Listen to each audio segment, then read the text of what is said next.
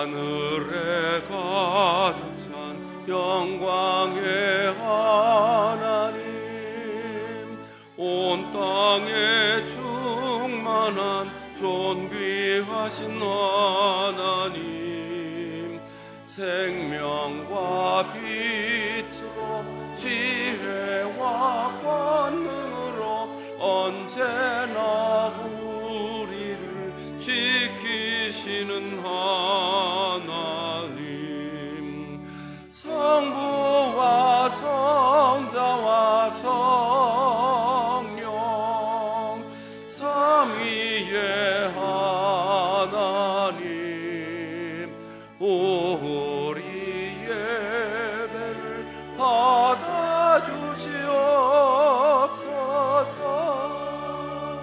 사랑이 넘치는 자비하신 하나님, 은혜가 풍성한 구원의 하나님, 참회의 심령에 평안을 주시옵고 죄악과 허물을 용서하여 주소서. 찬송과 영광과 생명 구원의 하나님, 우리 예배를 받아주시옵소서.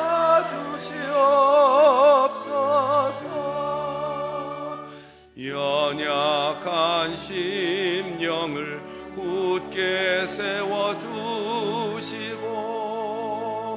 우둔한 마음을 지혜롭게 하시고 주의 뜻 받들어 참되게 살아가며 주 말씀 따라서 용감하게 하소서. 권능과 지혜와 사랑 은혜의 하나님, 우리 예배를 받아주시옵소서.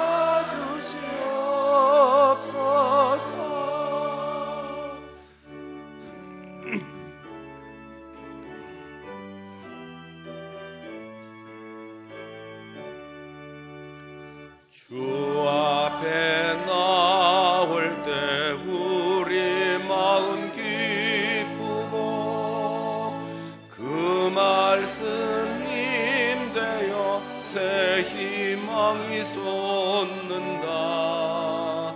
고난도 슬픔도 이기게 하시옵고 영원에 잇대어 살아가게 하소서. 우리의 자랑과 기쁨 생명의 하나님, 우리 예배를 받아주시옵소서.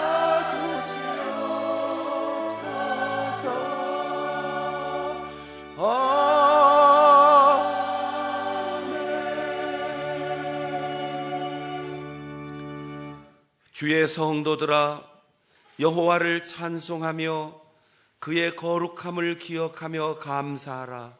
그의 노염은 잠깐이요 그의 은총은 평생이로다. 저녁에는 울음이 깃들지라도 아침에는 기쁨이 오리로다. 아멘.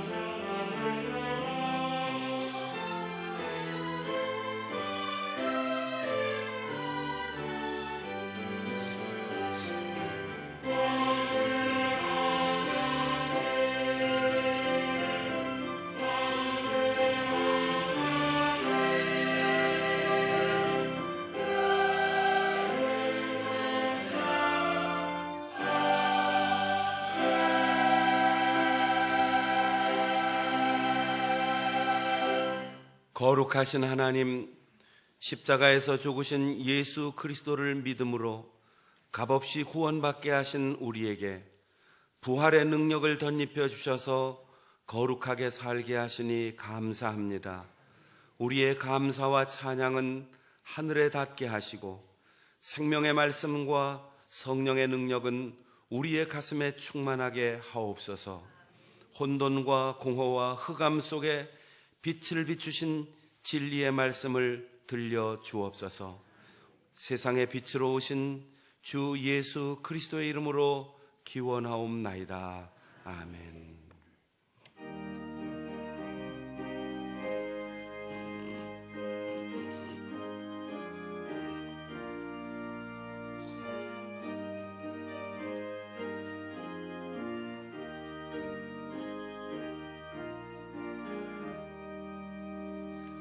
멸류관 벗어서 주 앞에 드리세.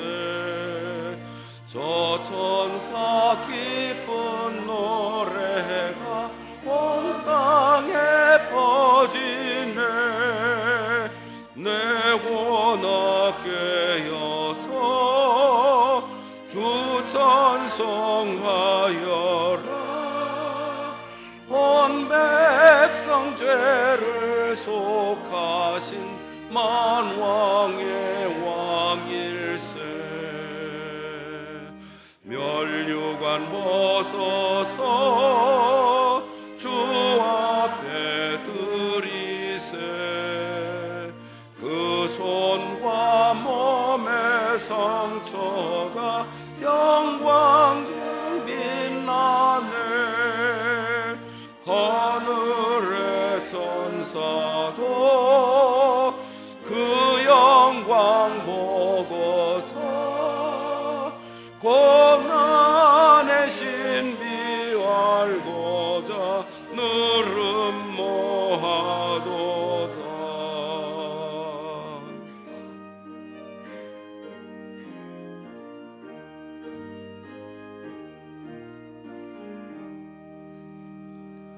멸류관 벗어서 주 앞에 드리세. 온 세상 전쟁 그치고 참 평화 오겠네.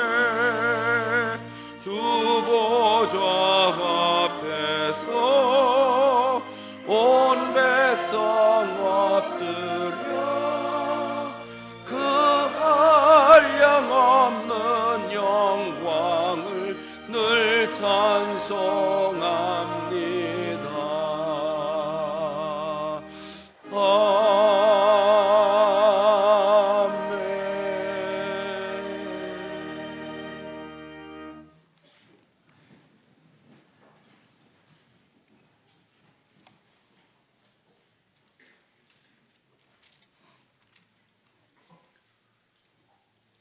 청년이 무엇으로 그의 행실을 깨끗하게 하리이까? 주의 말씀만 지킬 따름이니이다.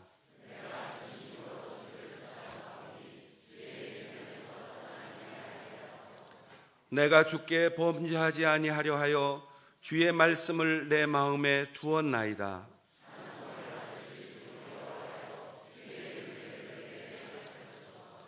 내가 주의 법도들을 작은 소리로 읊조리며 주의 길들에 주의하며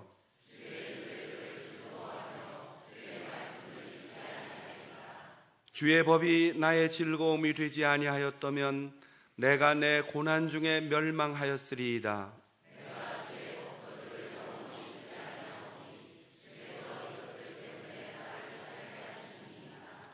나는 주의 것이오니 나를 구원하소서. 내가 주의 법도들만을 찾았나이다.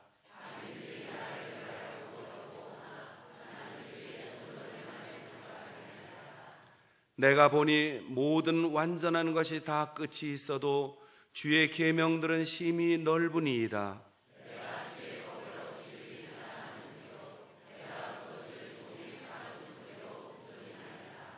아멘.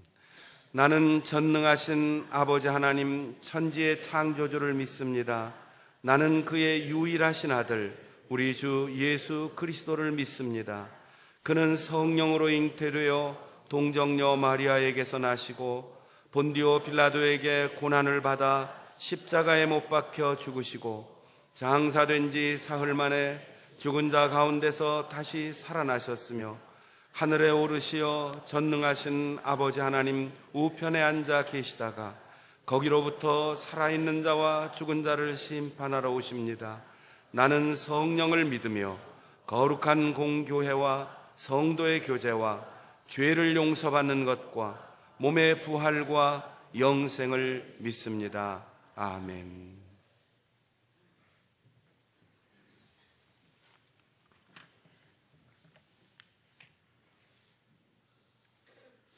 저희들의 죄를 용서하시기 위해 독생자 예수 그리스도를 십자가에 달리시기까지 하시며 저희들을 구원해 주신 사랑의 아버지 하나님, 지난 한 주간도 주님의 날개 아래 품어주셨다가 귀한 성의를 저희들에게 허락하여 주시니 감사합니다. 저희들을 신실한 예배대로 인도하여 주시옵소서. 저희들의 마음의 문을 열어주시어 정결하게 하시옵고 신령과 진정으로 하나님 앞에 나아가게 하시며 저희들에게 구원의 즐거움을 회복시키시어 주님의 일을 자원하는 심령을 주시옵소서. 이 시간도 저희들의 교회를 위해 기도합니다. 아름다운 만남, 따뜻한 동행으로 수고하고 무거운 짐을 진 심령들이 참된 안식을 누릴 수 있게 하시옵고 성령의 이루가 있어 더불어 성장하는 든든한 교회 되기를 소망합니다. 하나님의 영광을 위하여 이웃의 행복을 위하여 쓰임받는 교회 되기를 소망합니다. 믿음의 그릇을 준비하는 교회, 지역 사회를 품을 수 있는 교회 되기를 소망합니다. 사랑의 아버지 하나님, 예배 시간마다 하나님의 임재하심이 넘쳐나게 하시옵시고 마음을 찢는 회개와 결단의 역사가 나타나게 하시어서 말씀의 능력으로 저희들의 심령들이 회복되어지게 인도하시옵소서. 이 나라와 민족을 긍휼히 여겨 주시어 전국이 속히 안정되게 하시옵고 나라의 질서와 경제가 회복되어 온 민족이 한 마음으로 서로 사랑하며 나눔으로 오직 주님의 뜻만을 순종하는 지도자가 세워지는 복된 나라로 되어가게 하시옵소서.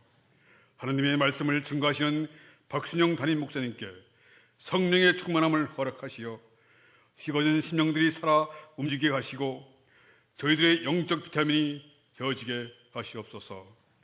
먼저 시간 내어 준비하여 드려지는 임마누엘 사행대의 찬양이 저희들의 신앙 고백이 되어지게 하시옵고 온 장춘환 식구들의 축복의 통로가 되어지게 하시옵소서. 각 기관에서 묵묵히 자신의 소임을 잘 감당하는 청지기들의 수고를 기억하시옵고 절박한 현실의 어려움으로 날마다 눈물로 기도드리는 장춘환 식구들과 속기 낫기를 소망하여 무릎 꿇어 기도하는 하나들의 갈급한 기도 제목들도 속히 응답해 주시옵소서. 사랑의 주님, 오늘 이 예배를 통하여 새 힘 얻기를 소망합니다. 예배를 통하여 임재하실 주님을 바라보며 저희들의 모든 것 되시며 좋은 치료자 되시는 주 예수 그리스도의 이름으로 감사함으로 간절히 기도드립니다.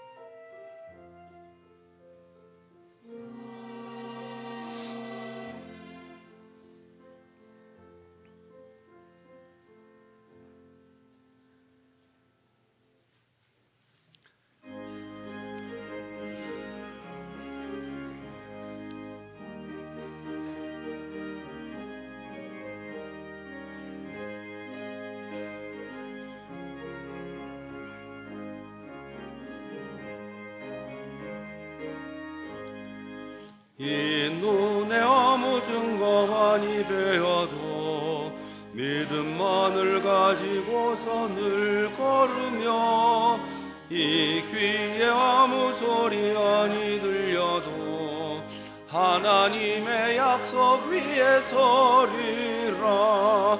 걸어가세 믿음 위에 서서 나가세 의심 버리고 걸어가세 믿음 위에 서서 눈과 귀에 아무 증거 없어도 이 눈이 보기에는 어떠하든지 이미 얻은 증거대로 늘 믿으며 이 마음에 의심 없이 살아갈 때에 우리 소원 주 안에서 이루리. 걸어가세 믿음 위에 서서 나가세 의심 버리고 걸어가세 믿음 위에 서서 눈과 귀에 아무 증거 없어도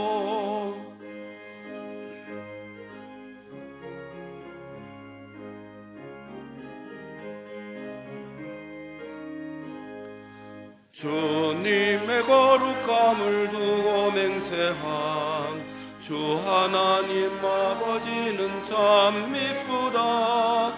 그 귀한 모든 약속 믿는 자에게 능치 못할 무슨 일이 있을까. 걸어가세 믿음 위에 서서 나가세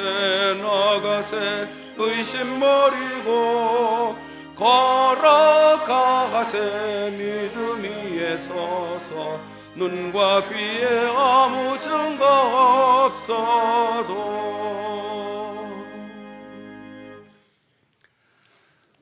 우리를 사랑하사 독생자를 보내주신 하나님, 우리의 지혜로는 이루 다 헤아릴 수 없고 세상의 언어로는 다 표현할 수 없는 그 은혜에 오직 감사 또 감사를 드립니다.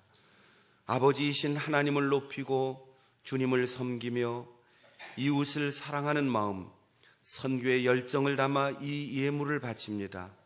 주님의 몸된 교회를 통하여 복음을 전파하며 사랑을 실천하는 일에 소중히 쓰이도록 임마누엘의 은총으로 임재하시고 동행하시옵소서. 하나님께 드릴 수 있는 것도 은혜임을 고백하며 봉헌하는 성도들의 손길에 하늘의 신령한 복과 땅의 기름진 복이 더욱 풍성케 하옵소서. 우리의 영원한 목자이신 주 예수 그리스도의 이름으로 기도하옵나이다. 아멘.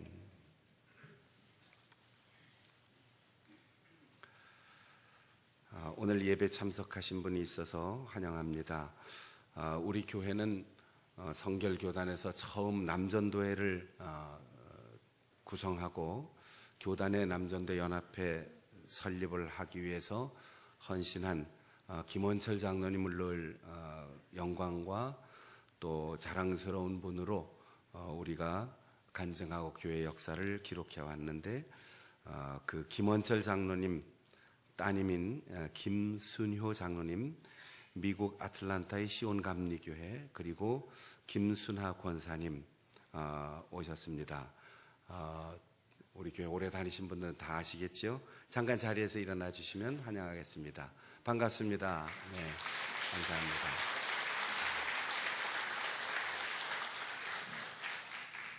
감사합니다. 또 오늘 유학을 떠날 예정인 분, 임마누엘 찬양대 바이올린 연주자 양다혜양, 다음 주 독일로 유학을 가는데 오늘까지 예배에 참석합니다.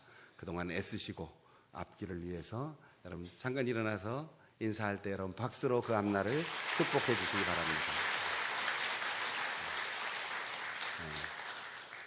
바랍니다. 또 한 가정, 우리 교회 출신으로 미국의 에모리 대학의 석사과정을 마치고 유학해서 석사과정 마치고 토론토 임마누엘 칼리지의 박사과정 2년 공부하고 잠시 방학을 맞아서 고국으로 왔는데 박한별 목사 두내외는 여러분들이 기도로 후원하고 또 여러분들이 교회를 통해서 생활비를 지원하고 또 장학금 주고 그래서 여태 공부하고 있습니다. 엊그제 방학 때 잠시 귀국했는데 갈 때는 둘이 갔는데 올 때는 셋이 왔습니다.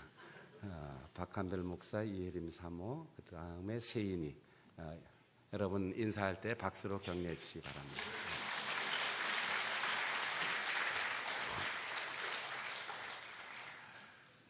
이번 주 토요일에는 온가족 특별 새벽 기도회에 있습니다. 그래서 금요 심야 기도회는 따로 모이지 않습니다. 다음 주일부터 부흥성회를 열게 되는데 5월 7일 주일 오후 3시, 그 다음에 월화수는 저녁 7시, 올해가 종교개혁 500주년이 되는 해인데 오직 믿음으로 오직 은혜로 종교개혁이 일어난 지 500주년 기념해서 이번에 오직 은혜 오직 믿음이라는 주제로 나흘 동안 저녁 집회를 두 분 강사님을 이틀씩 모시게 되었습니다. 주일과 월요일에는 안덕원 목사님, 우리 서울신학대학 출신으로 미국 드류 대학에서 석사와 철학 박사 과정을 공부하셨고 또 뉴저지 시온성 교회를 담임하며 미국에서 목회하시고 귀국해서 지금 횃불 트리니티 대학의 신대원 교수로 사역하시는 귀한 교수 목사님이십니다. 그리고 화요일과 수요일 이틀은 감리교회 목사님인데 김흥규 목사님, 서울 감신대학교를 졸업하고 미국에 있는 텍사스주 서던 메더디스트 유니버시티에서 MDB와 그리고 PhD 공부를 하셨고 텍사스에서 연합감리교회 담임 목사로 목회하시고 현재 인천 내리교회 담임 목사로 약 14년 동안 목회하시는 목사님입니다. 우리가 타교단 목사님을 부흥회 강사로 모시는 건 아주 드문 일인데 인천 내리감리교회는 언더우드와 함께 우리나라에 최초의 선교사로 들어왔던 아펜셀라가 정동교회를 세우기 전에 인천에 내려와서 바로 예배를 드린 곳에서 시작했기 때문에 정동교회하고 내리교회하고 같은 해에 교회 역사를 시작한 것으로 기록하고 있습니다. 그러니까 우리나라 최초의 감리교회 130년이 넘은 교회의 담임 목사님이십니다. 이 두 분 강사님을 여러분 기억하시고 기도하시면서 다음 주일 오후부터 부흥회에 적극 참여해 주시기 바랍니다. 사마리아 영상선교회 오늘 오후 1시 반 원래회로 모입니다. 이번 주 화요기도회 중보기도팀 모임 없습니다. 혼인예식 광고입니다. 탁진수 성도 이수기 집사님의 아들 탁경은 군 김민화 양과 5월 6일 토요일 오후 1시 남산 제2그랜하우스 에버홀에서 혼인예식을 거행합니다. 김주현 장로님 아내리 권사님 딸 김서영 양이 최근 변호사 시험에 합격하고 좋은 소식을 여러분에게 전합니다. 우리 김상원 장로님 손녀이기도 한데 3대 변호사 또 우리 장로님의 좋은 신앙의 가문에서 아름다운 열매를 맺게 됐는데 여러분 함께 또 기뻐해 주시고 또 그 앞날을 위해서 기도해 주시기 바랍니다.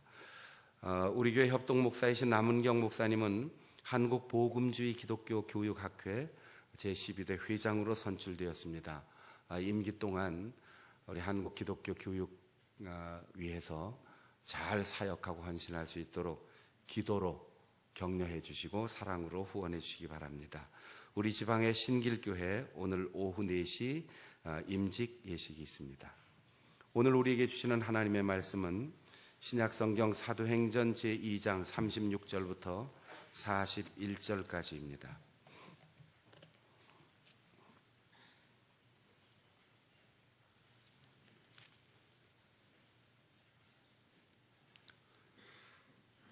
그런즉 이스라엘 온 집은 확실히 알지니 너희가 십자가에 못 박은 이 예수를 하나님이 주와 그리스도가 되게 하셨느니라 하니라.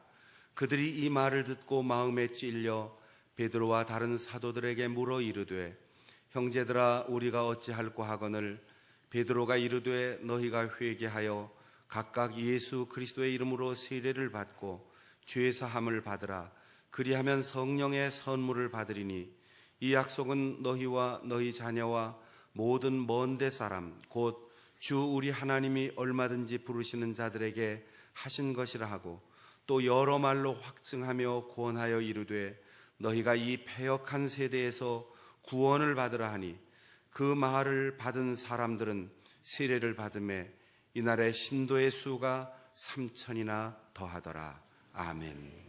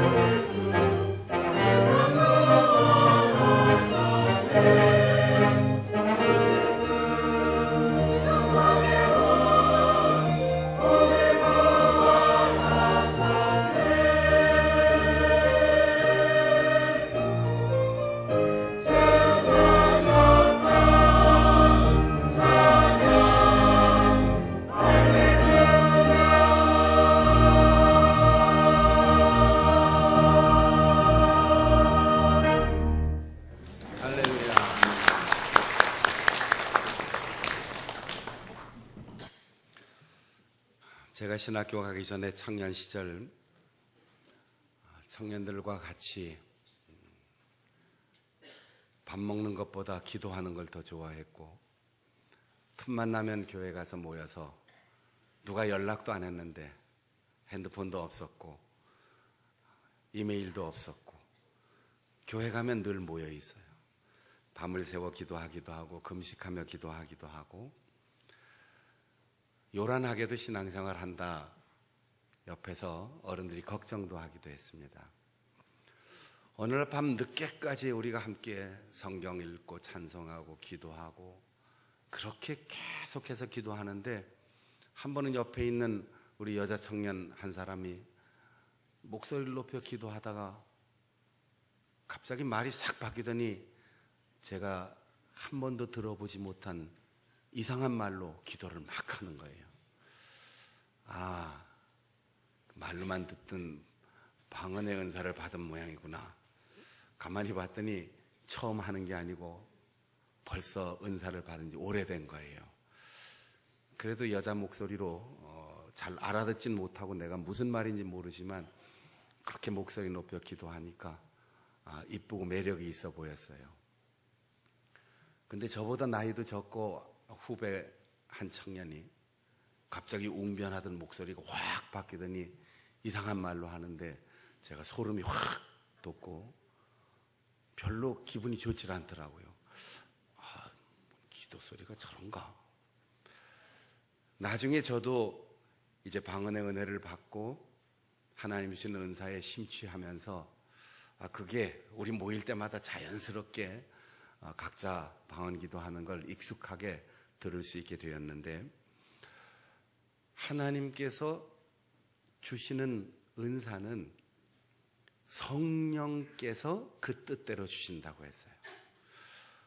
오늘 사도행전의 초대교회 최초의 방언의 은사가 나타나는데 사람들이 애쓰고 힘쓰고 우리 한국교회 어떤 부흥사님이 얘기하는 것처럼 코를 비틀고 할렐루야를 100번씩 1000번씩 하게 해서 학습해서 방언 받는 게 아니고 성령이 말하게 하심을 따라 방언의 은사가 나타났다고 했습니다.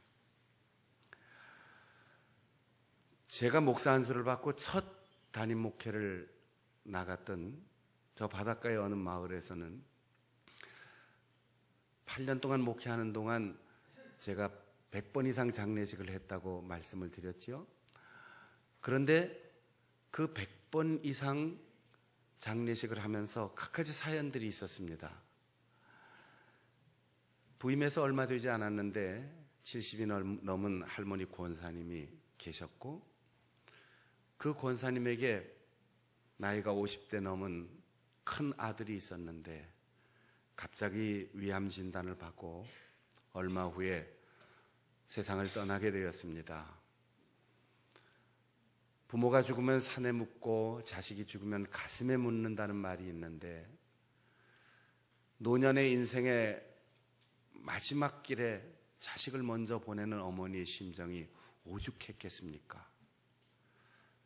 발인 예배를 드리고 그때만 해도 상여에 싣고 산으로 가는데, 상여를 출발시키고 찬송 부르면서 출발하다가 이 권사님이 아들의 가는 마지막 길을 울타리 너머로 이렇게 보다가 그 자리에서 푹 주저앉더니 쓰러지는 거예요. 몇 분이 달려가서 끌어안고 방으로 모시고 들어갔습니다. 저도 상여를 출발시켜 보내고 급하니까 따라 들어가 보았어요. 잠시 후에 가서 보니까 숨을 쉬지 않는 거예요. 숨이 탁 멎었고 얼굴의 혈색은 싹 사라졌습니다. 너무도 다급한 이 현실 앞에서 제가 막 기도합시다 그래 놓고 숨이 끊어진 걸 확인하니까 어떻게 해야 하나 잠깐 망설였지만 기도를 시작했습니다. 그리고 붙들고 간절히 기도하는데, 이게 제가 설명하니까 길지만 사람의 목숨이 끊어지고 호흡이 멎었는데 뭐가 논리적으로 말이 나옵니까? 기도가 제대로 됩니까? 기도를 시작하자마자 저도 갑자기 말이 바뀌기 시작하는 거예요. 제가 다른 분들이 있는 공적인 자리에서 그렇게 기도해 보는 게 처음이에요.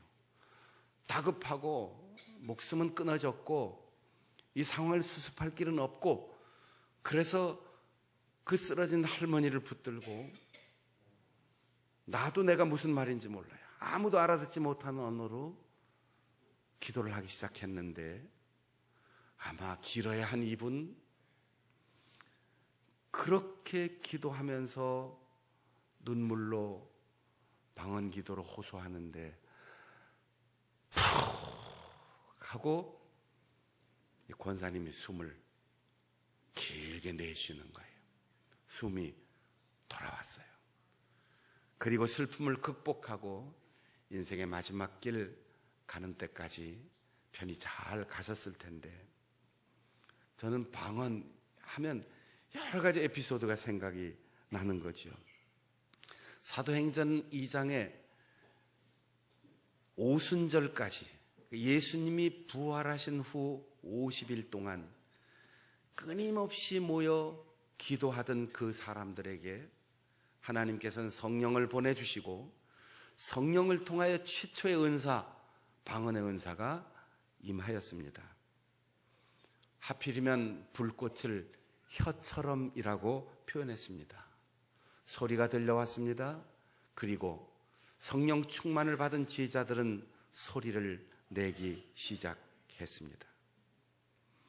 우리가 주의 깊게 보아야 할 것은 성령이 말하게 하심을 따라 다른 언어로 말하기 시작했다.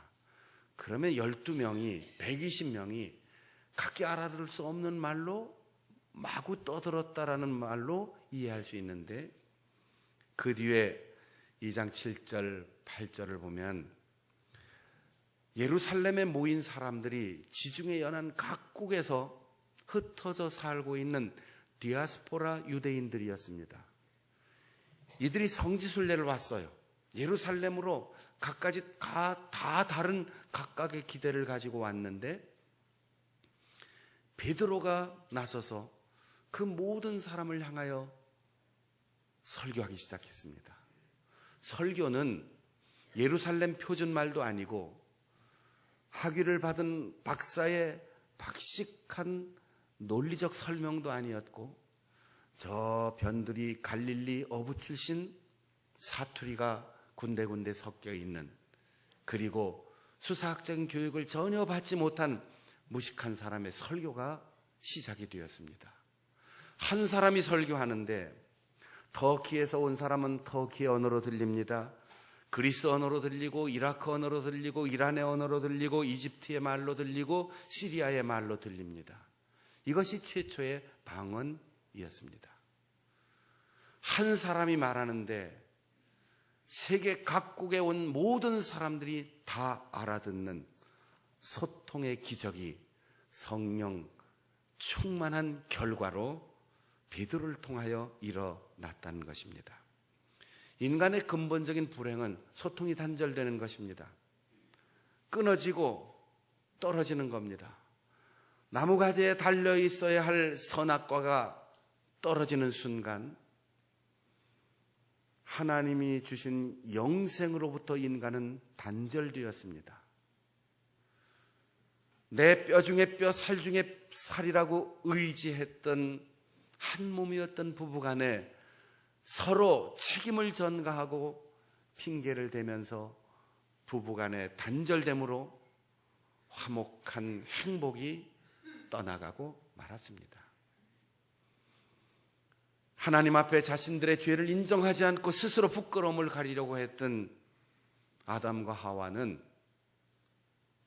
결국 하나님과 단절되었고, 에덴 동산의 축복의 땅에서도 단절되었습니다. 하나님께서는 그들의 후손에게 흩어져라, 땅에 충만하여 세상의 복을 전하라 라고 명령하셨지만, 넓은 광야길을 걷던 인류의 조상들은 불안해지기 시작했습니다. 우리끼리 뭉쳐 다녀야 하는데 멀리 흩어지다가 다시는 돌아올 수 없다면 우리는 이 외로움과 두려움을 어떻게 극복할까? 그래서 누군가 지혜로운 제안을 했습니다. 우리가 하나님이 주신 것 말고 흙으로 벽돌을 잘 단단하게 구워서 하늘 높이까지 닿는 탑을 쌓자. 그리고 거기에 우리의 이름을 내자. 멀리까지 갔다가도 그 탑을 보고 다시 돌아와서 흩어짐을 면하자. 공사는 순조롭게 잘 진행되었습니다. 그러나 하나님께서 이기적인 목적으로, 우리가 할 수 있다라는 교만한 마음으로 하나님께서 원심력을 부여한 사명을 버리고 뭉치자라는 구심력만을 가지고 있을 때 하나님은 아주 간단하게 그들을 흩어버리셨습니다. 벼락을 때린 것도 아니고 하나님의 지엄한 분부를 말한 것도 아닙니다. 그들의 소통을 가로막는 언어의 분열이 일어나자마자 그들은 순식간에 흩어져 버리고 말았습니다. 사랑하는 여러분, 우리가 왜 한 가정에서 소통의 부재를 경험하고 가정의 해체를 경험합니까? 왜 교회가 흔들리고 갈라지고 다투는 현상이 사방에서 일어나고 있습니까? 왜 남과 북이 갈라지고 동과 서와 나이와 계층이 서로 가로막혀 있습니까? 그 가장 중심에 이기심, 내가 다 안다, 내가 다 할 수 있다라는 바벨의 교만, 그리고 하나님이 주신 사명 흩으라고 했는데 우리는 움켜쥐려고 합니다. 그러면 소통이 되지 않는 겁니다. 하나님이 우리에게 시간을 주셨든 건강을 주셨든 재물을 주셨든 지혜와 지식을 주셨든 인간관계를 주셨든 다른 일을 위하여 겸손한 마음으로 흩어 뿌리는 농부의 마음으로 사용할 때 우리는 어디에 가서든 소통의 기적을 경험할 수 있습니다. 그러나 아무리 위대한 바벨탑을 쌓는다 할지라도 뭉치고 고집하고 움켜쥐면 거기에는 불통의 현상이 일어날 것입니다. 성령께서 오시면서 세계 각국에 흩어졌던 모든 다른 언어를 쓰는 사람들이 자기의 말로 알아듣는 소통의 기적이 일어났습니다. 바벨탑에서 갈라졌던 인류가, 바벨탑에서 흩어졌던 인류가 오순절 예루살렘에서 소통하고 통합되는 놀라운 역사가 일어난 것입니다. 이 성령 충만함을 받은 베드로가 예루살렘 거리에 나가서 처음으로 외친 첫 설교가 무엇입니까? 복받아라, 병나라, 성공해라, 출세해라가 아니었습니다. 예수 그리스도께서 십자가에서 우리를 위하여 죽으셨다. 그분이 하나님께서 다시 살게 하심으로 부활하셨다. 성령 충만한 첫 설교는 오직 예수였습니다. 이 예수 그리스도의 십자가와 부활의 복음을 들은 사람들은 예루살렘에 모인 목적이 무엇이었던지 아무 상관없이 모두 마음에 찔림을 받았습니다. 찌른다는 말은 요한복음 19장 34절에 있는 것처럼 예수님이 이미 죽었는가 확인하기 위하여 군인이 창으로 옆구리를 찌를 때의 그 말입니다. 꿰뚫었다는 겁니다. 관통했다는 겁니다. 깊이 상처를 주었다는 겁니다. 우리가 예수 그리스도의 복음을 들을 때 찔림을 받습니까? 아, 내가 죄인이구나. 하나님께서 오늘 나를 부르시는구나. 하나님께서 나에게 그 사역을 감당하라고 하는구나. 나보고 가라고 하는구나. 이걸 깨닫고 가슴에 찔림을 받아야 돼요. 그런데 우리는 어떻지요? 아, 오늘 이 설교를 들어보니까 목사님이 아주 내놓고 준비해서 지금 김 집사를 찌르고 있구만. 이 집사, 당신 찔림 받지? 아, 이 설교는 아무 개가 들어야 콱 찔릴 텐데. 우리는 남이 찔림 받기를 나와는 상관이 없이 갑옷을 딱 입고 방패를 들고 중무장을 한 채로 말씀을 듣는 거죠. 예루살렘에 모인 청중들은 베드로의 고향이 어디냐 묻지 않았어요. 베드로의 학력이 무엇인지 묻지 않았어요. 베드로의 논리가 표준말인가 수사하게 맞는가, 내용이 얼마나 깊은가 묻지 않았어요. 예수의 이름을 들었습니다. 그 예수는 십자가에서 나를 위하여 고난받으시고 죽으신 예수. 그러나 죽음을 이기고 부활하신 예수. 그 예수의 이름 앞에서 우리가 어찌할꼬 찔림을 받았다는 겁니다. 사랑하는 성도 여러분, 예수 그리스도의 십자가의 은혜와 부활의 복음을 들을 때 아무개 옆에 있는 사람, 오늘 오지 않은 사람, 낙심해 있는 사람, 그런 사람을 얼굴을 떠올리지 말고 내가 어찌하면 좋을까? 이 죄인인 나를 어찌할꼬? 그렇게 가슴에 찔림을 받고 빗으로 찔림을 받고 창으로 찔림을 받는 그 애통하는 심령을 가질 수 있기를 바랍니다. 여러분 가슴에 손을 한번 얹어보세요. 내가 어찌할꼬? 따라해 보겠습니다. 내가 어찌할꼬? 내가 어찌할꼬? 내가 어찌할꼬? 내가 어찌할꼬 해야 되는데 아이고 저 김집사 어찌할꼬? 아이고 목사님 어찌할꼬? 장로님을 어찌할꼬? 이건 성령이 감동하시는 마음이 아니에요.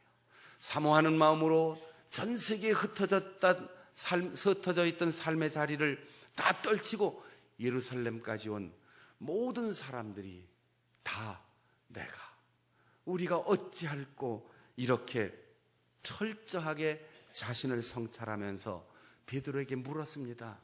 그때 베드로가 그들에게 말합니다. 회개하라.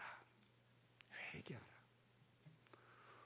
오늘날 어느 교회를 가든 케이블 TV에 나오는 수많은 인기 목사님들이 연예인처럼 채널을 바꿔도 회개의 복음을 듣기가 어려워요. 결과적으로 우리는 행복하게 살 수 있고 병 나을 수 있고 돈 많이 벌 수 있고 건강해질 수 있고 출세할 수 있지만 그 전에 반드시 십자가에 달리신 예수, 부활하신 예수, 그분의 이름을 듣고 내가 어찌할꼬 회개하는 회개의 관문을 통과해야지 돼. 회개 없이는 용서가 없고 죄의 용서가 없이는 하나님의 구원을 누릴 수가 없습니다. 회개하라. 마음속 깊이 뉘우쳐 좋은 방향으로 생각과 표정과 언어와 손짓과 걸음과 행동 모두를 바꾼다는 거예요. 예수를 믿으면 성령으로 충만하면 이런 획기적인 변화가 있어야 돼요.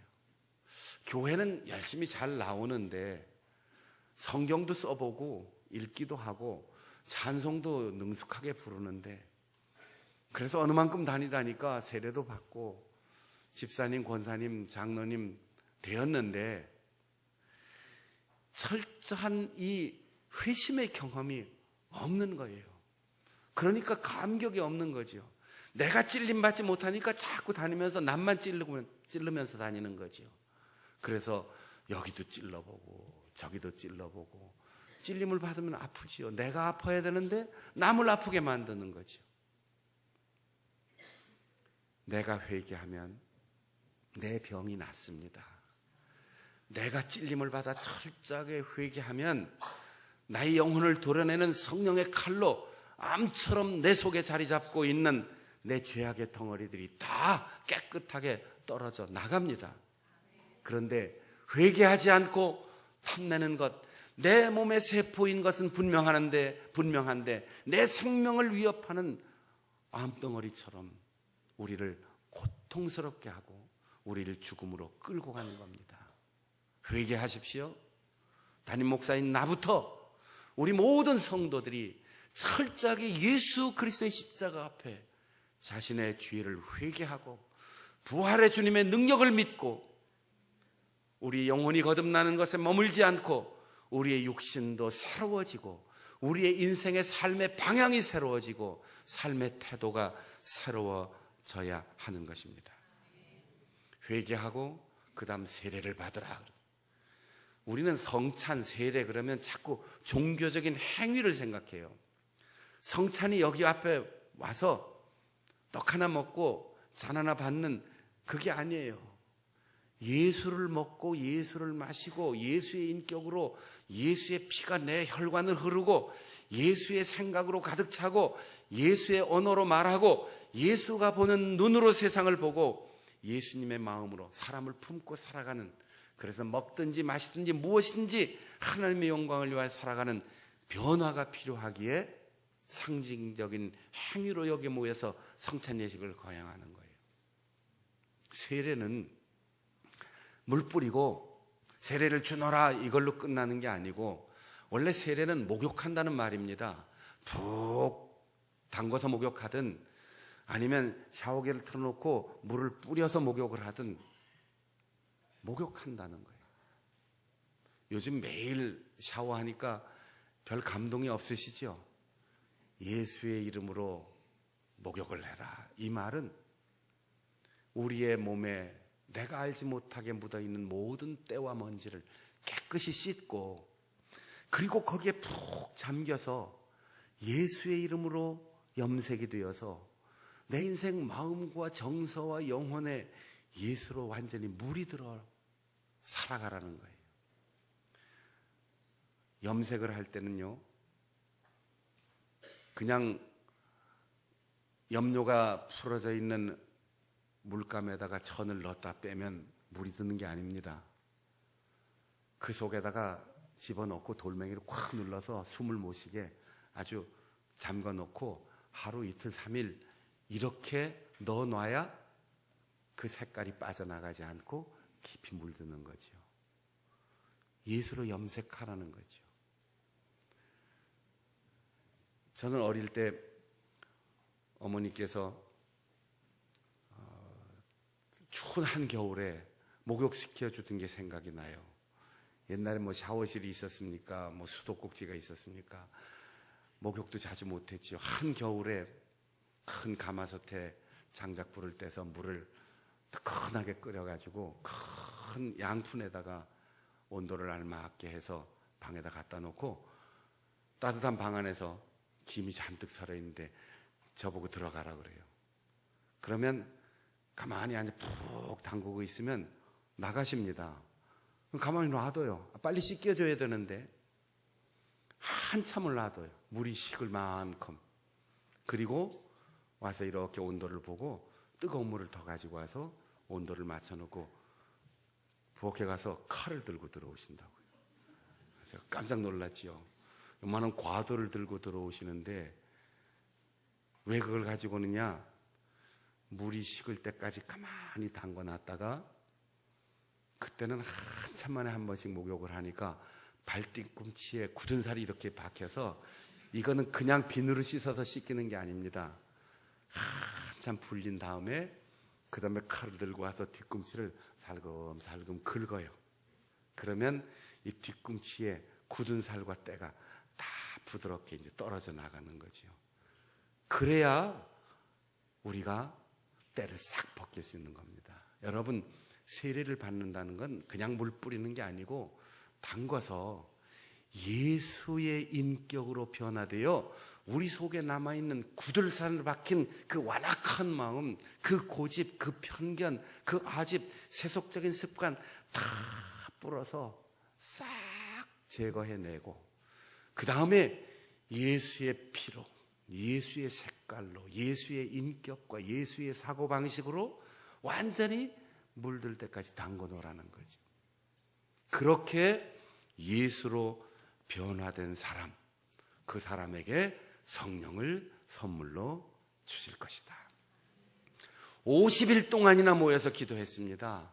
그러니까 예수의 인격으로 변화될 수 있는 성령 충만한 은혜를 주셨죠. 사순절 동안 기도하면서 십자가의 길을 따라왔어요. 4월 16일 날 부활절 지난 다음에 우리는 6월 4일 오순절까지 성령 강림을 대망하면서 주일 예배를 드립니다.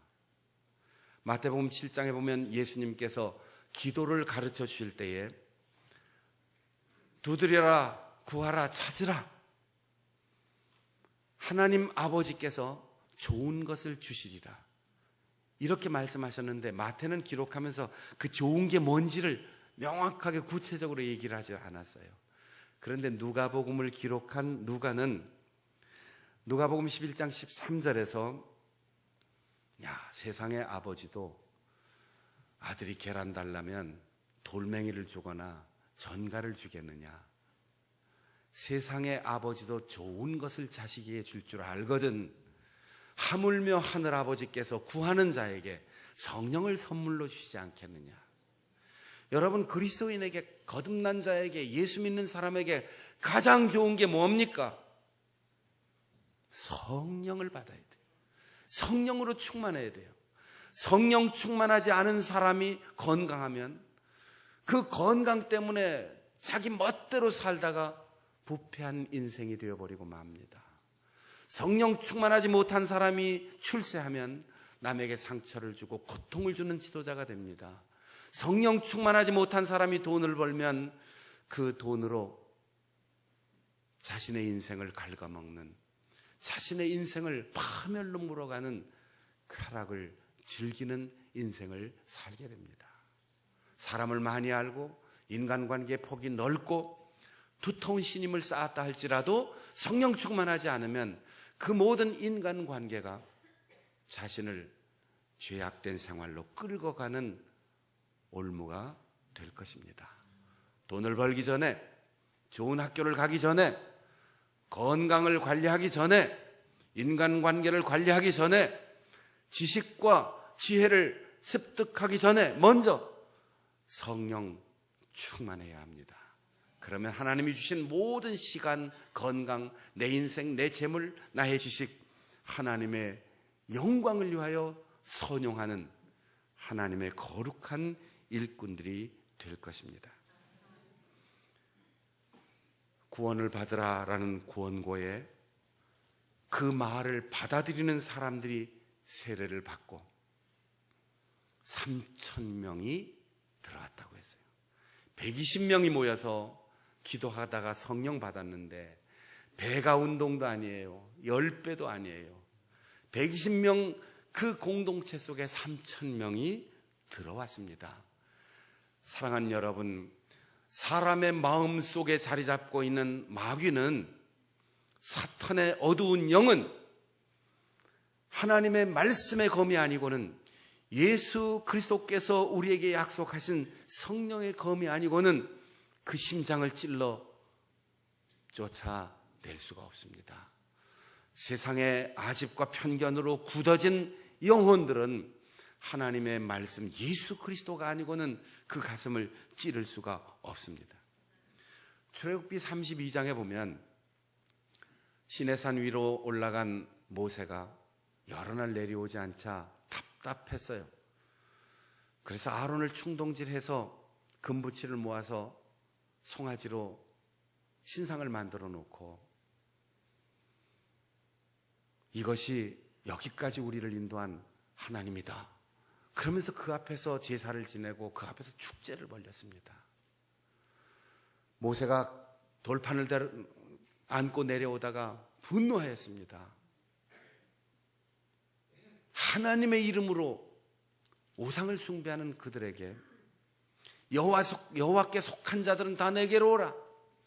하나님과 사람 사이에 제사를 집례하고 중보의 역할을 맡은 레위인들에게 칼을 들게 했습니다. 그리고 방자한 자들, 곧 모세의 권고를 받지 않고 말씀대로 회개하지 않고 끝까지 자신의 고집대로 살아가는 사람 3,000명이 레위족의 칼에 의하여 목숨을 잃었습니다. 그런데 오늘 말씀과 성령의 검을 들고 우뚝 서서 예수 그리스도의 십자가와 부활의 능력을 전파할 때 회개하고 성령의 감동을 선물로 받은 이들은 3,000명이 구원받는, 옛사람은 죽었지만 새 사람으로 거듭나는 놀라운 역사가 일어났습니다. 주의 귀한 성도 여러분, 레위인의 말씀의 검은 죄와 악을 죽이고 새 생명을 탄생시키는 양면성이 있는 칼입니다. 여러분이 영화를 보시면 로마 제국의 칼이 양날이 있지요. 항상 동양권의 칼은 한쪽이 날이 있고 한쪽은 등이 있는데 로마 제국은 양날이 있어요. 한쪽은 옛사람을 죽이고 한쪽은 새 사람을 거듭나게 하기 위하여 우리의 영과 혼과 관절, 골수를 쪼개어 내 속에 있는 부패한 암세포를 잘라내고 도려내는, 살리는 역할을 하는 것입니다. 이제 오늘 주일 예배를 드리고 또 다음 주일부터 부흥회를 시작하는데 여러분들이 예수의 이름에 푹 잠겨서 세상의 죄와 때와 악의 암세포를 다 떼어내고 하나님이 주시는 새 생명을 얻을 수 있는 성령 충만한 은혜를 받을 수 있기를 바랍니다. 우리의 자녀들 가정을 돌아보는 5월을 맞으면서 우리의 자녀들에게 여러분이 무엇을 주시려고 애쓰고 있습니까? 무엇을 선물하기 위해서 지난 한 주간 동안 애쓰셨습니까? 세상의 그 어떤 선물보다 예수 그리스도의 십자가와 부활의 능력을 우리의 자녀들에게 선물하시고 우리의 자녀들이 성령 충만하게 성장할 수 있도록 하나님의 은혜를 선물하여 우리의 부부, 우리의 부모와 자녀, 우리의 형제, 우리의 교회, 우리의 민족이 성령으로 소통되는 놀라운 은혜를 경험할 수 있는 우리 성도들이 되시기를 바랍니다. 다 함께 통성으로 기도하실 때 내가 어찌할꼬 내 가슴을 찌르는 예수 그리스도의 복음 앞에 회개하게 하시고 예수의 이름에 푹 젖어 우리의 죄의 모든 때가 다 씻김 받게 하시고 예수의 인격으로 물들게 하여 주시옵소서.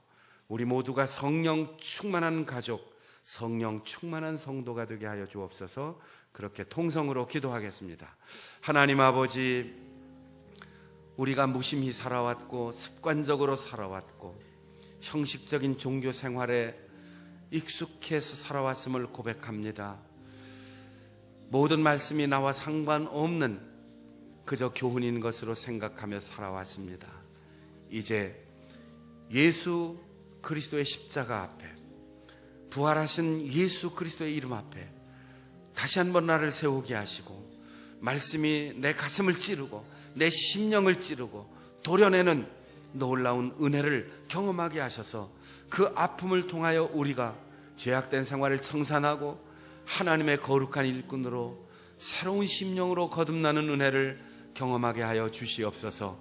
예수의 이름으로 물들게 하시고 예수의 인격으로 물들게 하시고 예수의 피가 내 혈관에 흐르게 하시고 예수님의 눈으로 보고 예수님의 마음으로 느끼고 예수님의 삶으로 우리가 살아갈 수 있도록 도와주시옵소서. 우리의 가정에 화목한 소통이 회복되게 하시고 특별히 우리의 자녀들이 말씀으로 예수로 성령으로 충만한 자녀들로 성장케 하여 주시옵소서.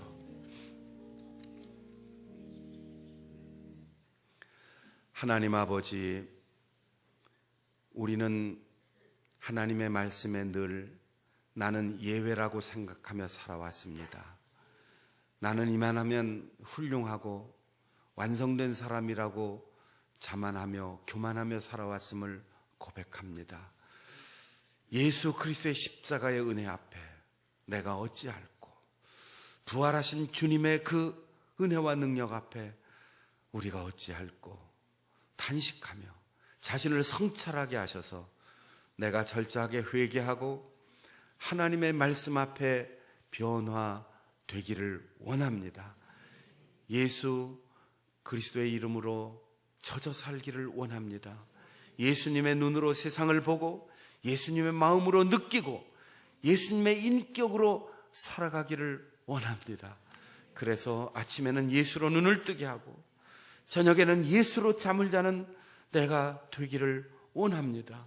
우리의 자녀들에게 많은 유산을 물려주지 못하고 우리의 자녀들에게 좋은 환경을 제공해 주지 못해도 예수의 복음을 반드시 전하게 하시고 예수로 젖어 사는 우리의 자녀들 되게 하시고 하나님의 말씀과 성령으로 충만한 우리의 자녀들이 되게 하여 주셔서 우리의 자녀들을 통하여 하나님 영광을 받으시고 성령 충만한 우리가 부부간에 말씀으로 소통하게 하시고 부모와 자녀 간에 마음으로 소통하게 하시고 교회에서 말하지 않아도 서로 느끼고 알아듣는 소통의 역사가 일어나게 하시고 남북과 동서와 계층 간에 단절되어 있는 이 민족이 그리스도의 복음 부활의 예수 그리스도를 전함으로 소통의 역사가 일어나게 하여 주시옵소서. 예수님의 이름으로 기도하옵나이다. 아멘.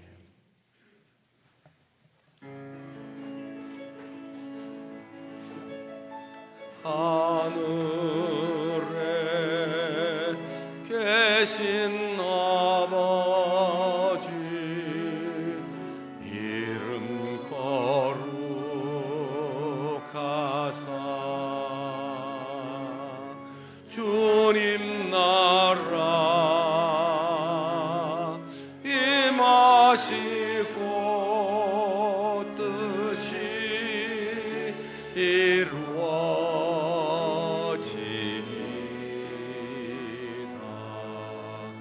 일용할 양식 주시고 우리들의 큰 죄 다 용서하옵시고 또 시험에 들게 마시고 악에서 구원하소서. 대개 주의 나라 주의 권세 주의 영광 영원히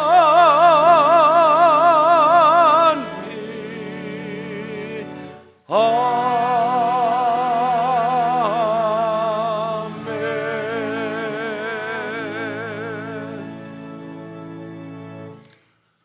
우리를 위하여 십자가에 죽으시고 부활하신 주 예수 그리스도의 은혜와 독생자를 아낌없이 보내신 아버지 하나님의 크신 사랑과 오늘도 깨닫고 자기를 성찰하며 철저하게 회개하며 예수 그리스도의 인격으로 물들어 살기를 가르치며 도우시는 보혜사 성령의 교통하심이 내가 어찌할꼬 회개하며 성령 충만하여 살기를 소원하며 다짐하는 우리 모든 성도들의 삶 가운데 영원히 함께 하시옵기를 간절히 축원하옵나이다. 아멘.